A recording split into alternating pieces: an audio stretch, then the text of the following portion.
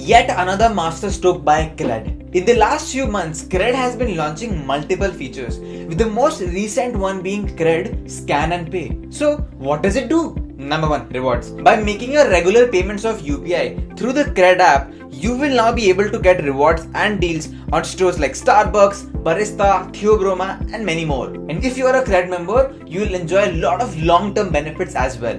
Number 2, better user experience. Its new focus on the privacy of users, dynamic messaging to increase transparency, and a payment guarantee option in case of failed transactions. Number 3, exclusivity. It's rewarding the members to use UPI, and hence they can now save money through not just credit card but also from India's fastest growing payment option. If you use UPI, now it's time to shift to CRED. What do you think about this feature from CRED, and where do you think they're going with all of this? Comment your thoughts about what CRED is gonna do. Share this with your friends and follow me for more such insights.